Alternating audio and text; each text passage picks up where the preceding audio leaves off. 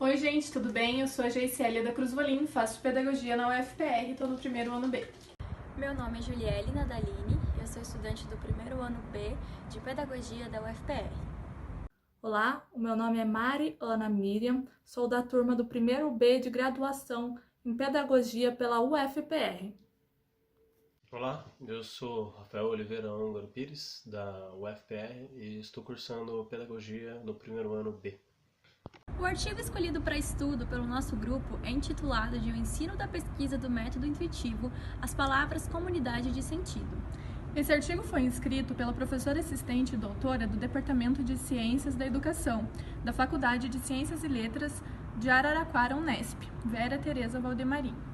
Em resumo, esse artigo apresenta resultados de pesquisa sobre o método de ensino intuitivo elaborado por Calkins, especialmente para o ensino da leitura. Esse trabalho foi proposto pela disciplina de História da Educação ministrada pelo professor e doutor Cláudio Machado.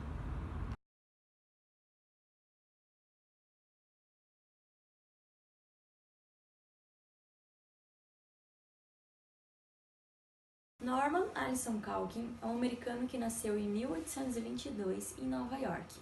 Suas ideias a respeito do ensino da leitura contribuíram para a reforma pedagógica que tem seu início na metade do século passado, principalmente sob a justificativa de que, com o sufrágio universal, o Estado demanda a cidadãos que saibam ler e escrever, compreender e pensar para que possam escolher seus representantes. O movimento tenta investir contra o caráter pouco utilitário da instrução. Como resultado disso, países como Inglaterra e França mudaram a maneira do ensino, buscando revolucionar a cultura, economia e política. No Brasil não foi diferente. Em meados de 1880, Rui Barbosa procurou trazer ideias da corrente pedagógica revolucionária para o país. Quando a ausência de instrução popular e de mão de obra qualificada começa a ser sentida com a crise do regime monárquico, há necessidade de elevação intelectual da população, que só pode ser alcançada através da reforma educacional. Rui Barbosa, ele era um ardoroso lutador pela modernização do ensino aqui no Brasil. E os pareceres dele, eles constituíram para um inquérito sobre o ensino da época que inovaram os tratados da educação no período. Rui Barbosa, de posse das novas ideias vigentes nos países desenvolvidos, apresentou o método pela primeira vez aqui no Brasil e foi de forma mais sistemática, com seus princípios e seus fundamentos. Os seus pensamentos eles foram expostos em artigos de jornais, em programas do governo, discursos na Câmara dos Deputados, em projetos da reforma e principalmente nos pareceres sobre a educação primária. Desse modo, além de otimizar o desenvolvimento da cognição e o pensamento, o método proposto por Calkin, apresentado por Rui Barbosa, contribuiu na reforma pedagógica ao promover os avanços para a sociedade como um todo.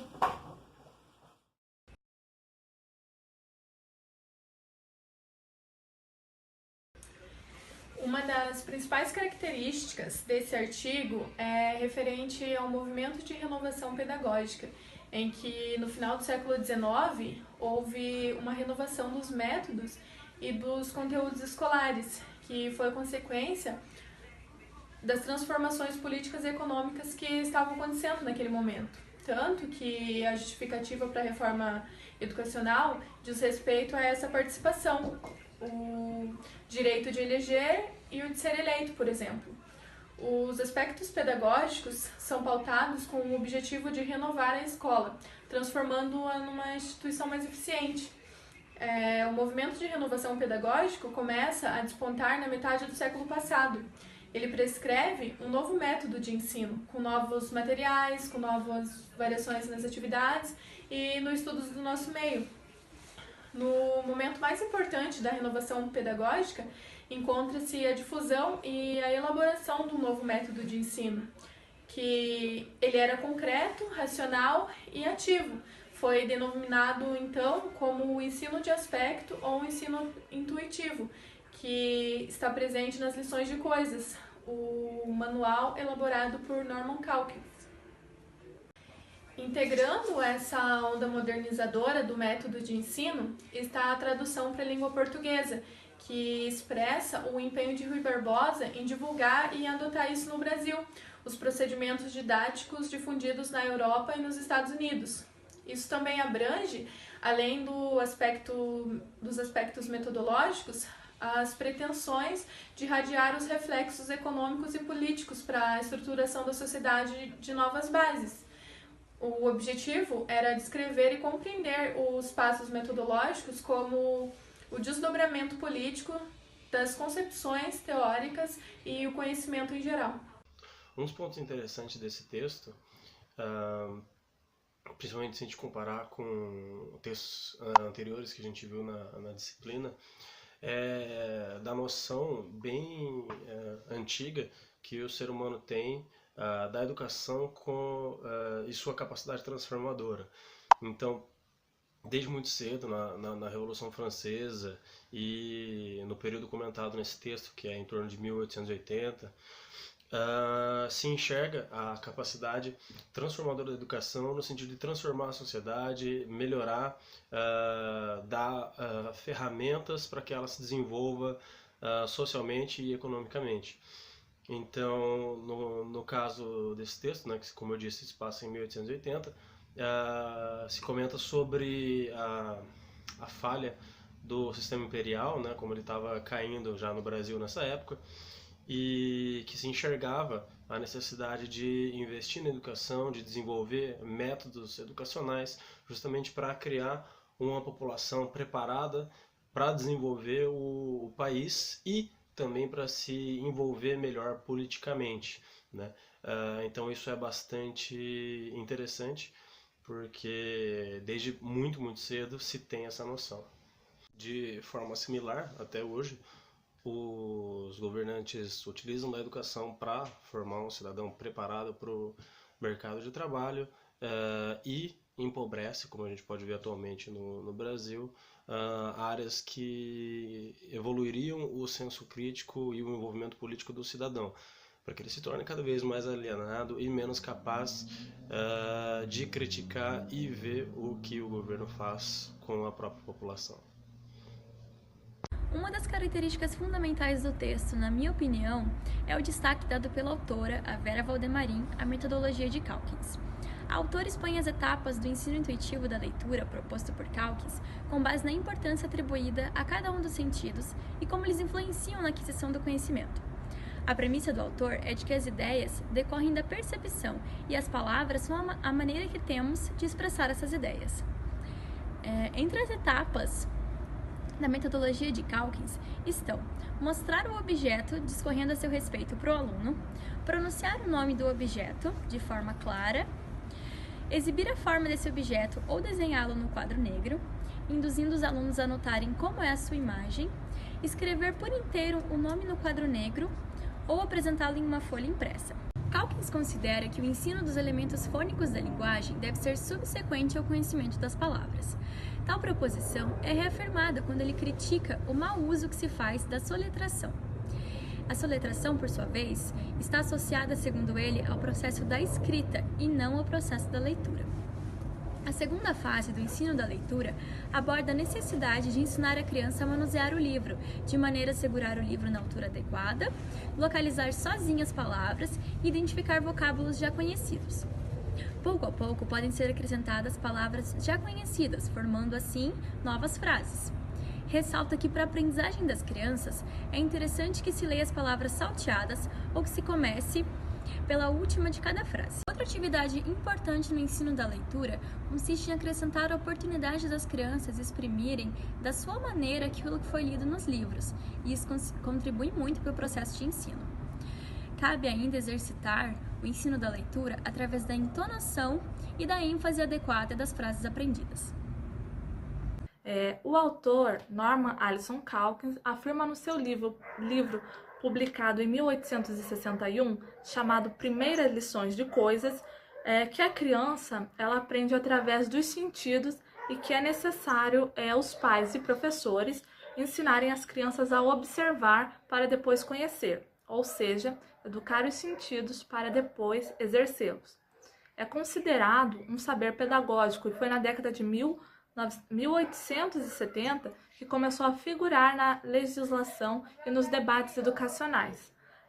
Rui Barbosa sentiu a necessidade de divulgar e adotar no Brasil esses procedimentos didáticos, e ele é responsável pela tradução do manual, né, de Calkins. No Brasil, na Base Nacional Comum Curricular, que é o documento normativo que define como deve acontecer a aprendizagem nas modalidades da educação básica, o método intuitivo é aplicado e está presente no campo das experiências. O campo das experiências são 5 que precisam ser trabalhados na infância, sendo eles eu, o outro e nós, a interação da criança, traços, cores, imagens e expressão corporal.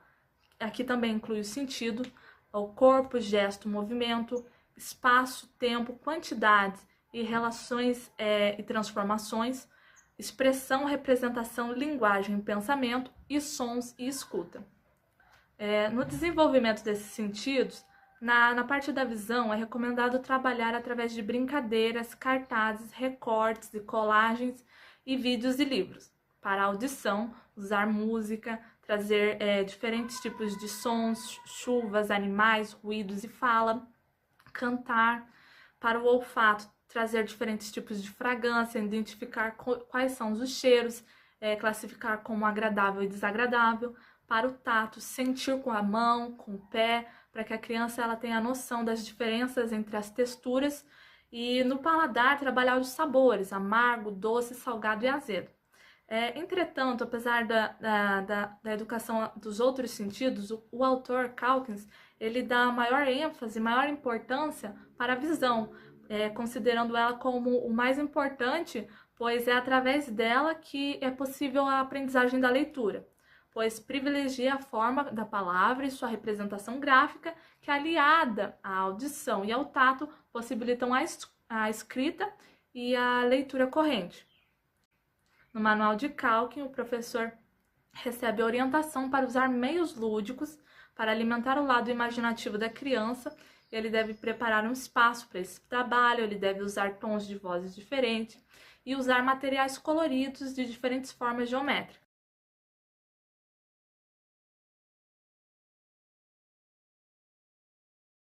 O texto é de relevância e interesse para alunos não só da pedagogia, mas para qualquer estudante ou profissional que se envolva com a educação de alguma maneira, porque o Calkins faz a crítica a essa ideia de ensinar, seja qualquer assunto for, ele fala sobre leitura, mas de ensinar de forma mecânica. Então, até hoje, no Brasil, pelo menos, nós ensinamos no ensino fundamental, médio e superior, ensinando teoria em cima de teoria e esperando que o aluno crie conhecimento em cima disso, né? Então tem uma diferença bem grande entre criar conhecimento e decorar conhecimento, né? A gente prepara o aluno, a gente prepara o cidadão no Brasil para fazer uma prova. Então a gente prepara as crianças para passarem em prova, a gente prepara os adolescentes para passar no vestibular, a gente prepara os adultos para fazerem as provas do ensino superior. No entanto, nada disso comprova que ele é capaz de construir conhecimento, que ele é capaz de interagir todas essas informações com o mundo real. E relacionando com Calkins, ele fala sobre o ensino da leitura. Ele diz justamente que não se deve ensinar primeiramente o abecedário e depois as sílabas, porque essas partículas